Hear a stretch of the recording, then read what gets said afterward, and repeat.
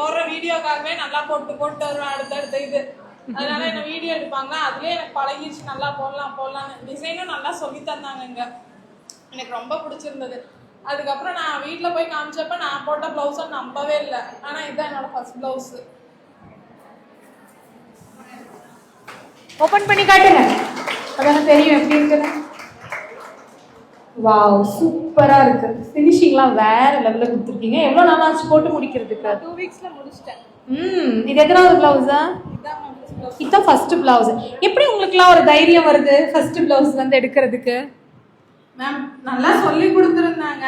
எனக்கு இதோட இதாக கொடுத்தாங்க, போடுற அளவுக்கு தான் இருந்தேன். அப்புறமே நானா ஓனா போட்டேன். நிவேதா மேம் வந்துட்டு நல்லா இருக்குன்னு சொன்னாங்க. அப்புறம் இங்க வந்து வீடியோ கொடுத்தப்ப நீங்களுமே நல்லா இருக்குன்னு சொன்னீங்க மேம். நான் ஃபர்ஸ்ட் உங்ககிட்ட தான் காமிச்சேன். அழகா போட்டிருக்கீங்க.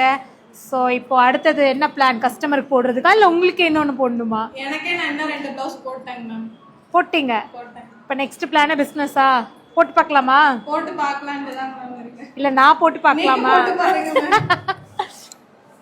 எப்படி இருக்கு? அழகா இருக்குல்ல? கரெக்டாக எனக்கே அளவெடுத்து தைச்ச மாதிரி இருக்கு பாருங்க. கங்க்ராட்ஸ், நல்லா பண்ணியிருக்கீங்க.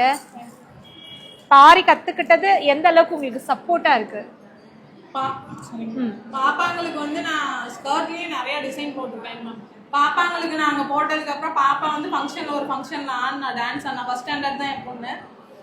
அது இல்லை, பாப்பா ட்ரெஸ்ஸை பார்த்துட்டு ஸ்கூல்ல இருந்தே எனக்கு 2 பேர் கொடுத்துருந்தாங்க, கேட்டிருந்தாங்க போடுங்க இது மாதிரி போட்டு தர முடியுமான்னு கேட்டிருக்காங்க. நான் அடுத்து அதுதான் பண்ணலாம்னு நினைச்சிட்டு இருக்கேன்.